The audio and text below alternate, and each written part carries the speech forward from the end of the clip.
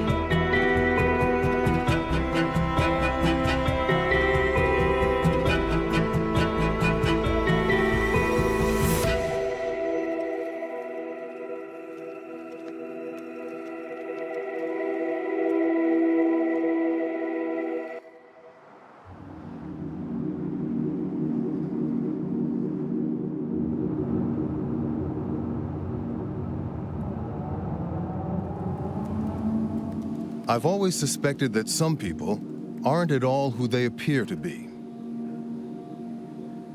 To his wife, Brian Stephen Smith was a loving husband. To the Marriott hotel staff, he was a good colleague. To his mistress, he was a spinner of dark sexual fantasies.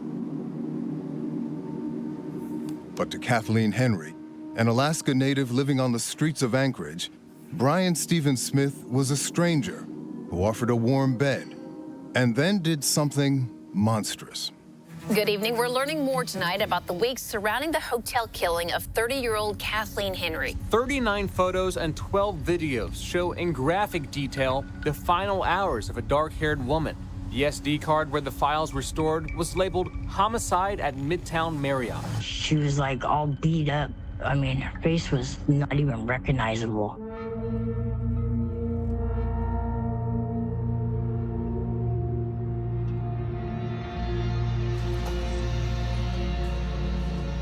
Hello.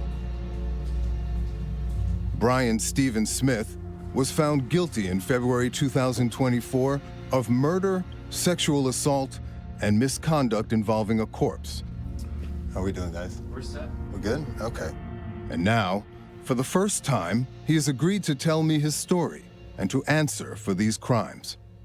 Well, Brian, we're here because we really want to understand the mindset and motivations behind your actions in this case, okay? Tell me, why are you here today talking to us? Because you asked me to. You could have said no, but you agreed. Why? Yes, yeah. Well, I have my side of the story as well that I'd like to get out. You want to be heard. Yes, I have to get something out on my side at least. Smith's side starts when he met a woman who lived very far away from his native South Africa.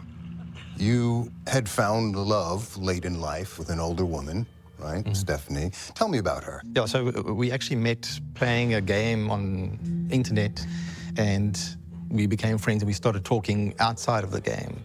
Mama, he's crazy, crazy over me. The folk singer from Anchorage fell hard and fast for Smith, just as his life hit rock bottom. In South Africa, things actually got to a bit of a bad point. I'd gone into a business deal that just went sour, and I lost a lot of money. And it's almost like everything just made sense, you know, just pack up and leave. You got nothing to lose here anymore. Take me back to the first time you stepped foot in this rather stunning land. What did you feel? What did you think? Well, it was amazing. It's the first time I've been out of South Africa. He's eating your plants. With camera in hand, Smith took to the Alaskan wilds and began shooting videos. This is the beaver dam. I don't know if this GoPro can pick it up, but there's a little beaver house over there. It's very similar to Africa. You've got the civilized, and then you've got the whole ethnic, rural, indigenous side of things. People that are living in an absolute, totally different world to what we live in. Are there many South Africans in the Anchorage area? I think there's 2 or 3 or 4. There might be more, but Maybe a handful. yeah. It also seems like a good place for a secret life, if that's what you're looking for. Nobody knows you. There's lots of space. One could lose themselves in kind of withdraw from the world here if one wanted to. Yes, you could. You're correct. You can go get yourself a little cabin and you never have to deal with humans again. Right, right. Yeah. Whether Smith was looking for a second life or a secret one in Alaska, he struggled to fit into Stephanie's world. Are you still married? I signed the divorce papers about 2 months ago.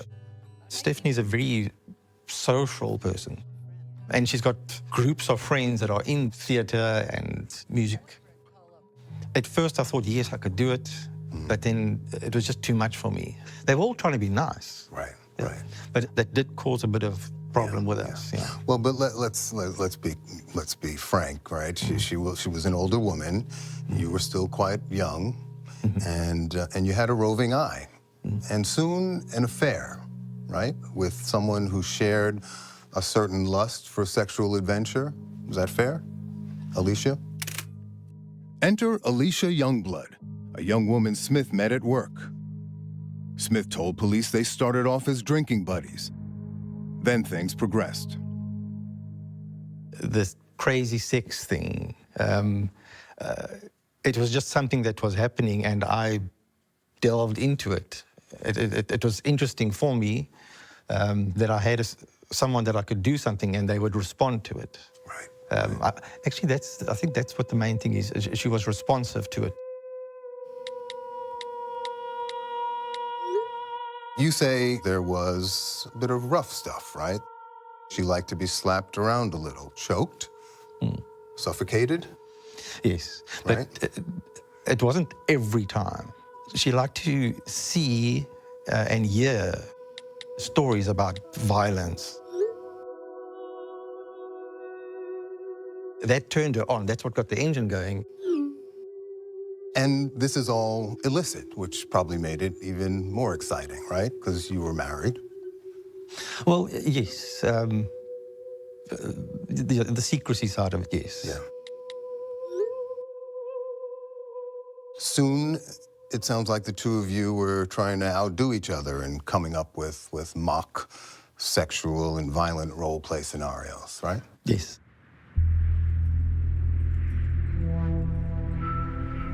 She would tell me about her criminal history. I knew they were not true stories. She would tell me that she'd been chased across America by the FBI, and she was part of a gang that used to rob banks. It's not real though. But that's where the whole murder thing started coming in. So, And you played along. so one day I said to her, well, I've also killed somebody, you know? So I've also got a story, you know? And it turned her on massively. It worked. She loved making up stories like that.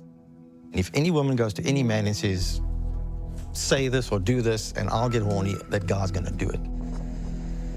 By day, Smith says, he and his wife kept up a loving, if passionless, marriage.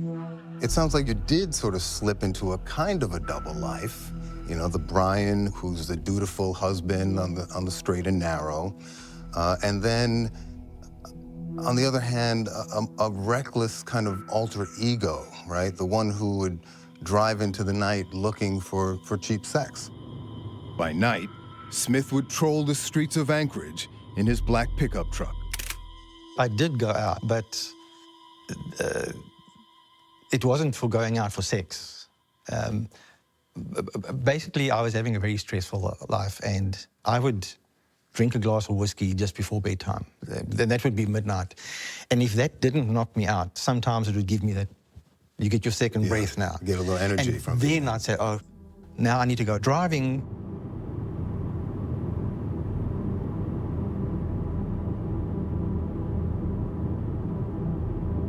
It was probably about 9:30 at night. Okay. And he pulls up, and I was homeless, living in a tent, and it was raining that night. And he goes, well, it's raining. You want to ride around with me? And, you know, and I was like, sure. Valerie Kassler was on the street one night when Smith drove by. He told her he was looking for a certain young working girl and asked her to help. You know the streets, Yeah. and I'm sure you're a pretty good judge of character. What was your first impression? He was nice. We went everywhere. We hung out at, like, out at the airport and watched the planes and stuff. I was with him till like about 5, 6 in the morning. All night long? Yeah. When Smith stopped at a gas station to use the ATM, Kassler found herself alone in his car. That's when I dropped my phone.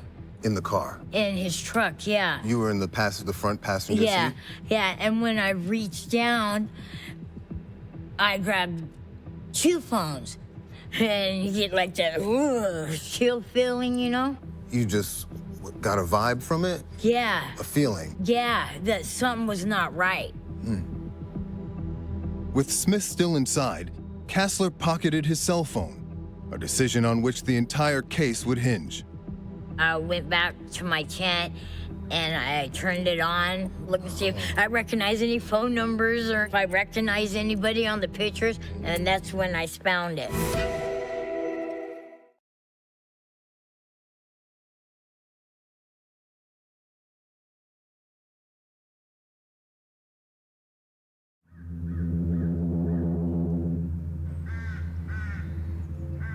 In the fall of 2019, in a tent in the woods around Anchorage, Alaska, Valerie Kassler took out a phone she had stolen from Brian Stephen Smith's car and pressed play.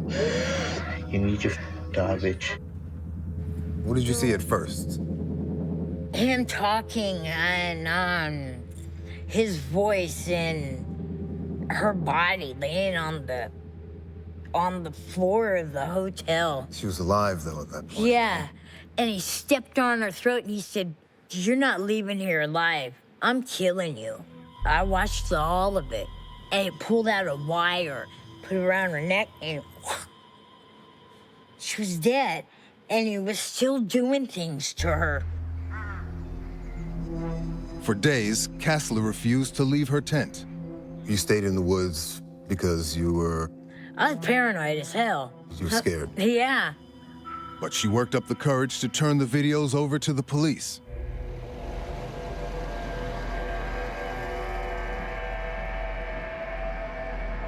It was the hardest thing I've ever had to watch in my life, not just being as a police officer. This was the worst thing I've ever seen happen to a human being. Detective Brendan Lee had a colleague who overheard the videos and the distinctive voice. He recalled a case that he had worked that involved a male with an accent. And he gave me the name Brian Stephen Smith. Lee checked the Marriott guest list from the night of the videos, and sure enough, To see his name on there, it was kind of like like you said, like a big aha moment, like, okay, now we know who we're looking at. then, just days after police got the video, Human remains found at mile 108 of the Seward Highway a week ago belonged to a woman who had long dark hair. with a prime suspect and a body to match, the race was on to gather evidence. The FBI told us, hey, his phone is hitting off a tower near mile 108, the Seward Highway. And also, there was a timestamp on one of the images with Kathleen Jo Henry in the back of the pickup truck. And that was also like an aha moment because his phone's hitting here at this time, this image is at this time, and it's at the location where the remains were found. Detective Lee intercepted Smith at the Anchorage airport, returning from a trip with his wife. Mr. Smith, I'm Detective Lee, the Anchorage Police Department. I just want to show you my badge, ID, so you know who you're talking to. This is Detective Bell, my partner. We have some matters we wanted to clear up with you to talk to you today, so I appreciate you coming up here with these guys and talking to me. So you have the right to remain silent. Do you understand that? Yes. You have the right to talk to a lawyer and have him present with you while you're being questioned. Do you understand that? Yes. Smith tells me that afternoon the police caught him off guard. I just flown all the way from DC Right. to here. And you've obviously flown from lower 48. You know what it feels like now. Yeah. I flew 4 time zones across a 10-hour flight. Right. When I landed, when they stopped me, I was already, in the legal terms of the words they use, is in a weakened state of mind. When you're overborn. under investigation for serious crimes, you don't get to pick your, No, I know. your I fully period of understand. rest before an interrogation. I just wanted to show you some pictures, see if they would help you kind of refresh that night. Some of the The other. detectives start small, without letting on how much they already know about the killer sitting in front of them. Can you tell me what's in that photo? There's somebody's feet. Okay. Yeah. I'm looking at your shoe. I mean, it looks like the shoes you're wearing right now. Yeah, it does, yeah. But what's happening when that's... What's happening is on this video, on these images, the person that's recording it is holding the recorder and is standing basically above this girl and strangling her. Okay. And so we need to talk about this. We need to get ahead of this, Mr. Smith. I don't want to act stupid, but I don't remember anything. I don't remember anything. Okay. For an hour and a half, I said, I didn't do that, I didn't do that, I didn't do that. Over and over and over. In ad nauseum, I said that. You're not saying that. You're saying that you can't remember. I do not remember anything like this. Honestly. That looks like a Marriott card. That looks like my truck parked over there. It is.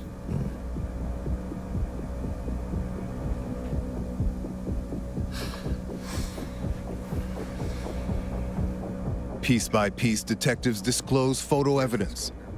Smith's hands, his stomach, Smith's truck, and license plate. There's cameras out on the highway at the way station, so there's no doubt about it that Inbound you were and out outbound. there. No doubt about it that you were out there. Look, I don't remember anything else. Really, I'm sorry. Then, about 2 hours in, Smith starts to crack. Look, this sounds very serious. No matter what, I'm going to be in deep. So, okay, I'll tell you what I remember. Okay. The next day at work, I saw something dripping out the back of my truck. And I was like, what the hell? And I opened up, and there was somebody there underneath. Stuff. There was a blue, like a tarp at the back of my truck. And the back flap doesn't really lock. I've actually put a padlock on now since then. And I saw somebody, and I was like, what the hell? What must I do? What must I do? And then the one night I thought, well, I've got to get rid of this. I can't. And I drove out, and I did. I went and dumped it. So, yeah, I did dump it, but yeah. What was in the back of my truck was not Kathleen Henry. You're saying that you didn't keep the body in your truck for 2 days and then dump her on the side of the road as you recounted to police? Well, when I said to the police the body, it's because the police had told me that there was a body in the back of my truck. I did not know what was in the back of my truck. There was something You told dripping. them that you looked under the sheet and could tell it was a body. You told them that. It was not a body. It was, I've seen a YouTube once of a bear cub that was skinned, and it looked, in my mind, X-ray vision through that, that's what that could have been. Or it was a mannequin, or like a sex doll or something. It Are you smelled. somebody who's incapable of telling the truth, Brian? The problem is, when I speak the truth, people don't believe me. I think Brian Stephen Smith is a person that I'd say he's a sociopath. You know, if you looked at his life, he would just look like your normal everyday. I go to work, I come home, this is my wife, we go on vacations, and I play with drones and like to shoot guns for my hobbies. I wouldn't say split personality, but he was definitely somebody that knowingly was trying to, live two different types of lifestyles. For police, the double life of Brian Stephen Smith now comes into sharp focus. Do you have any other Facebook accounts that aren't just Brian Smith? Oh, yeah, sure. I've got one called Bradley Phillips. Bradley's a real... He's like my alter ego. He's racist. He can make racist jokes and stuff like that. Smith's alter ego offers police a new strategy. You think good Brian wanted bad Brian to get caught? That's why somebody made it so easy for us? They urge good Brian to confess to what bad Brian has done. Right now, good Brian, I'm assuming, is who we have here. What do you feel right now about this woman? Well, she's a pretty girl. And if she ended up like that, that's such a waste. So, knowing... Several hours in, Smith seems to sense the net tightening around him. Well, I'm sure in the back of my mind I knew that I was involved there some way. It's stupid to believe that someone else killed someone and put them in the back of your truck. You knew in the back of the head, the side of your head, the front of your head, you knew you had killed somebody. Yeah. I can tell you for a straight fact, I did not plan to do this. Okay. I've done it. I admit I've done that. I'll sign a piece of paper, yes, I did it. I know I did it. Yeah. Before we do that, With Smith's full-throated confession in hand, the detectives think they're done. down there first. Go with you. Just have a seat. We'll have somebody get somebody. Okay. And then Smith drops the biggest bomb of the case. Are you guys in a rush to go home? Are we in a rush? Yeah. You want to talk some more? We're not in a rush. You got all night. I picked up a very drunk girl. My wife was gone. She was away for the weekend. I had to go home. And I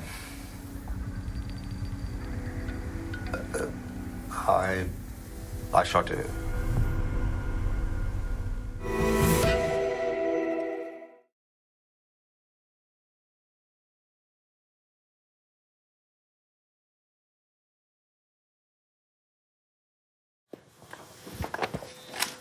Are you guys in a rush to go home? Are we in a rush? Yeah. You want to talk some more? We're not in a rush. You got all night. 5 hours into a police interrogation, Brian Stephen Smith had already confessed to the murder of Kathleen Henry. If I'm gonna burn on the electric chair for one, I might as well do it for two. Then, Smith volunteered details of a second murder, and police realize they've caught a serial killer. I shot this girl and then I went and dumped her out on that little side road going towards Butte when you turn off the highway.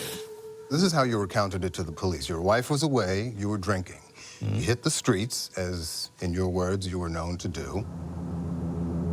You went to get some liquor and you spotted her.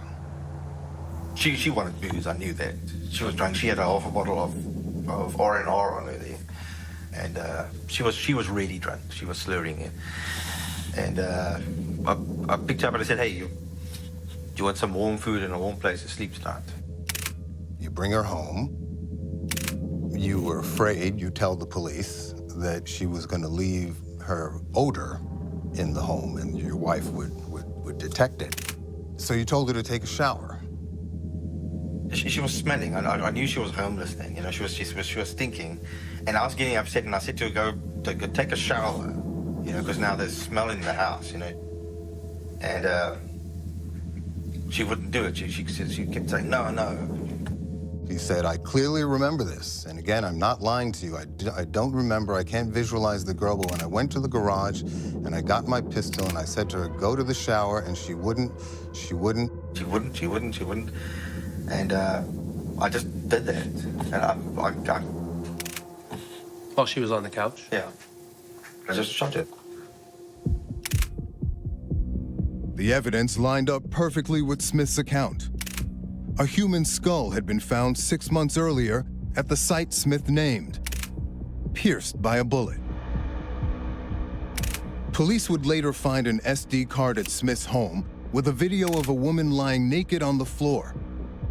Forensics identified the victim as Veronica Abowchuk, another Alaska Native woman who disappeared from the streets of Anchorage.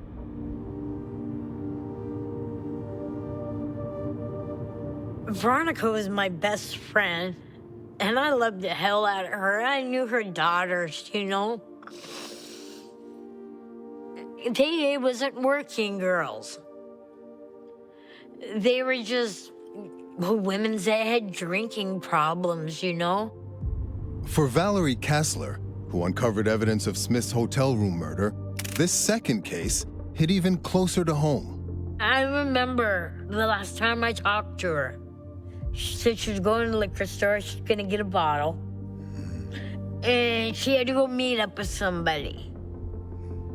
That must have been him, because that was the last time I ever saw her. Smith's photo evidence and confession left virtually no doubt about his guilt. But today, Smith is trying to sell me a story that sounds nothing like the one he admitted to police. Tell me what happened that night that you brought Veronica Abowchuk to your house. The person that I shot was a fictitious event. It was not Veronica. Veronica, if that lady was Veronica, that woman walked out of my house, Alicia and her got in a vehicle and they drove away. Well, then that wasn't Veronica, because the person that you murdered in your home, whose forensics lines up with Veronica Abowchuk, right? She didn't walk out of your home. That was Alicia Youngblood. That wasn't Veronica. Smith now recants his detailed confession to the Abowchuk murder, and he's trying to persuade me that his confession was all based on fictional role play with his former mistress, Alicia Youngblood. The story I told them was a story that Alicia and I had made up about driving around, you meet someone and take them home, they make you angry, and you shoot them. I had told Alicia before. You're saying that was a made-up story? Yes. Did you make up the part about defiling her corpse after you killed her? Oh, no, that was Alicia and myself's story. You told the police that after murdering her, you sexually defiled her body by sticking your fingers, your hand inside of her. It sounds very much like paraphilia. Do you know that term? No. Paraphilia? Characterized by abnormal sexual desires, typically involving extreme or dangerous activities, sometimes intense and persistent interest in inflicting sexual violence or torture on a living person or corpse. I don't like hurting people. You don't? No.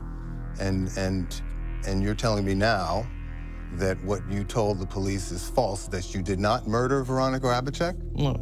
No. You must remember that interrogation was done under duress.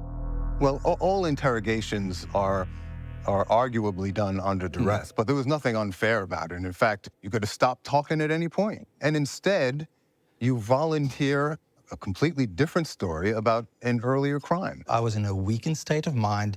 It made sense to me there that I need to cover all my tracks. Alicia might have told them that story, and I don't tell them and they think I'm lying. In fact, Alicia Youngblood had told police a story, in secret, on a tip line 1 year earlier. The first time that I talked to Miss Youngblood, she was nervous. You could tell that talking to her on the phone. She said Smith had showed her a video of a dead woman. He's going in her, and then he'd draw his hand out, and he's holding the GoPro, and then he'd bite his hands on her leg. She loved this Brian Smith, but now she did not love him anymore after seeing this video. She was very adamant that she thought this video was real. The pictures are her breast, and he's grabbing them so hard that the blood is pooling. Youngblood tried to goad Smith into sharing evidence so police could arrest him.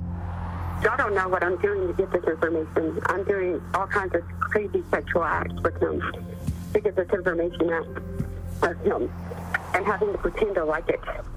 She took this fantasy stories, these make-believe stories of ours, and she took it and she started bringing in real people's names. And I said to her, no. Smith was cautious not to give Youngblood any proof, and police soon dropped the case. I can't do this anymore. He's getting more wild. Alicia Youngblood left Alaska. She never got the chance to testify against Smith. We were informed that she had passed away in Oklahoma. It was most likely she took her own life. The next phase of the case is the opening statements. It wasn't until 3 years later, in February 2024, Smith would take center stage in a horror show of his own design. After this trial, you will all carry the burden of knowing. The burden of knowing that Brian Smith lived, worked, walked among us, mingling and targeting the most vulnerable among us. Smith's hour in the limelight was just beginning.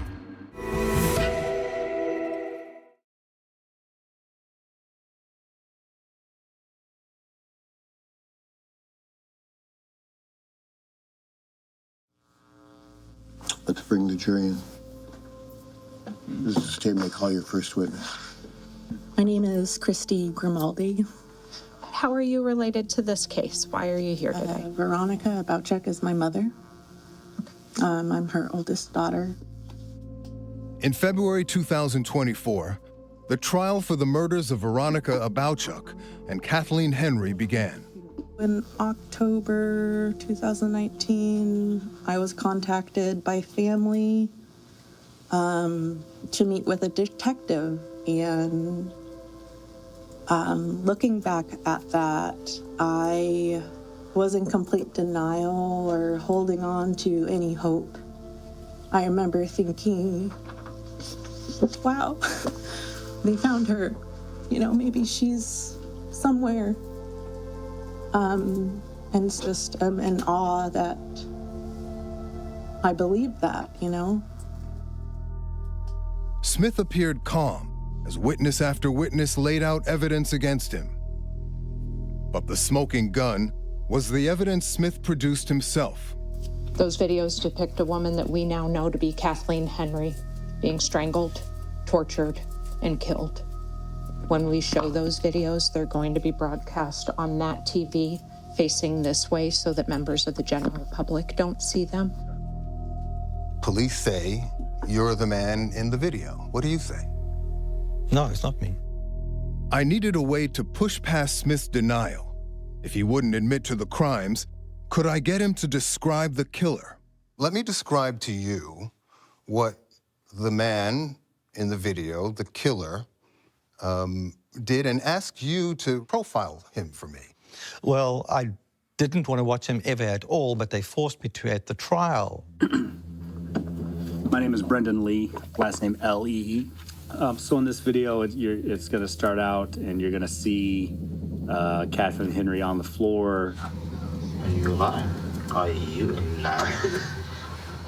There's, at one point, blood coming from both sides of her mouth while the killer is sexually molesting her. What did you think when you saw that? He wasn't sexually molesting her. He was poking his fingers on her boob, okay? Is that not sexual molestation in your mind?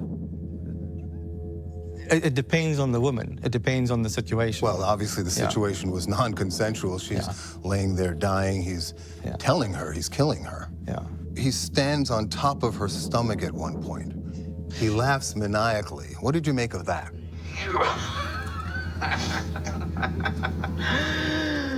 I don't remember him laughing.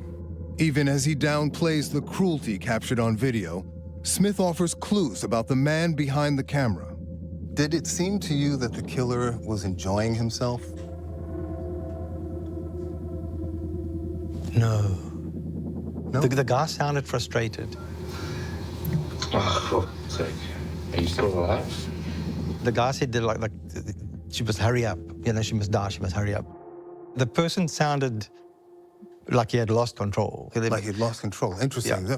So that it was unplanned, maybe spontaneous? No, from the wording the guy used, it sounds like he was documenting something, so it was planned. As you can notice, the tongue is like swollen. That eye is swollen as well. Why was he documenting? Yeah. Why would somebody do that? Well, they're obviously making money out of it, as far as I... Yeah.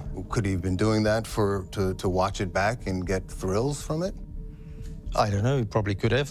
If you find him, you can ask him that. The killer is giggling and laughing. Do you remember that? Probably the ugliest part was where he had his foot on her throat. What kind of man could do that? A nasty person. She's making horrific sounds with her dying breaths. Do you remember those sounds? Well, that was the first noises that came out when the first video played. They showed the girl trying to breathe. Yeah. And that's, I do not like that. Can you describe them for me and how they made you feel? I didn't like hearing it. I don't like to hear that stuff. So here's the throat. Here's the string I've got. Okay, I'm gonna pull the string quickly, okay? He's strangling her with a green string, straddling over her, right? You remember that? Berating her, fondling her. I'm trying to make a movie, you stupid blood-sucking. And it sounds like he's doing that for an audience. He's like he's making a movie. He's definitely making a movie.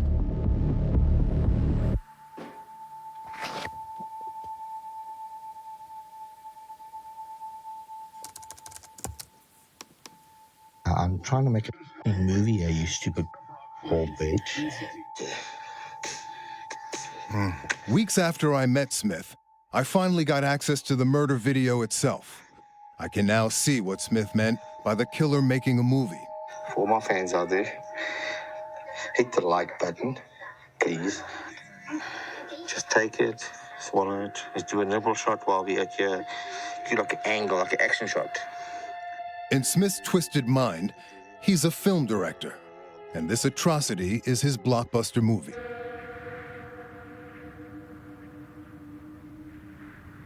Right. Here's what we're going to set the Arnold Captain's actually tonight. Please be seated. In the end, Smith's movie did meet its audience. Let's bring the jury in for the investigation. 12 men and women, and they quickly delivered a verdict. Mr. Smith, would you please rise? I will read the forms, the verdicts.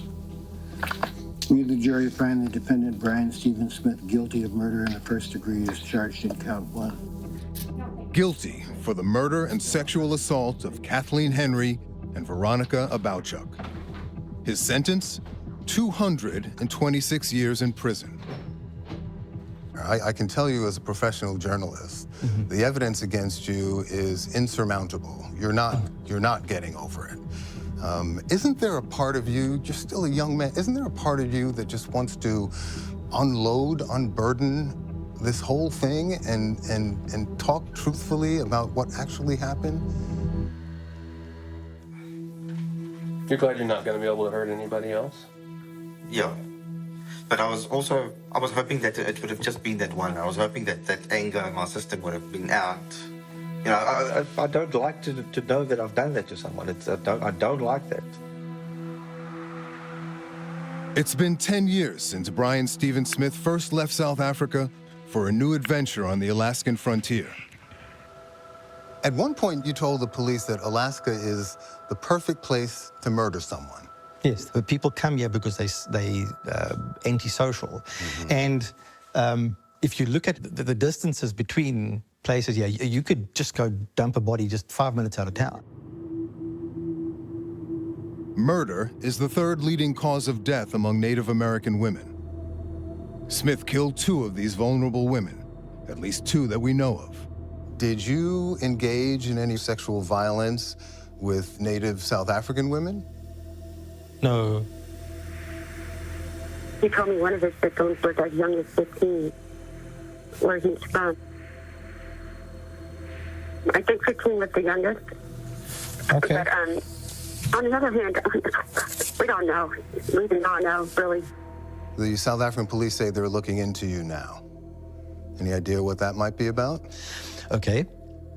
Again, right in the beginning, Alicia and myself were telling stories, and the first stories I told her were about South Africa. More stories. Yeah. If I can find any poetic justice in this tragic story, it's this. Smith landed behind bars thanks to a woman who lived on the streets with his victims. What do you think would have happened without that video?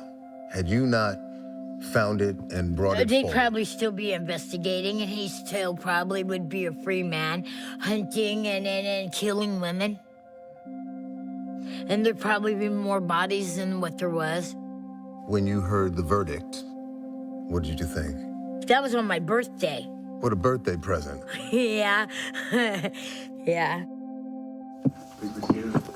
Kassler remained on the front lines from the moment she turned over the smoking gun SD card. Those images that you saw, timing and all of that aside, have those stayed with you?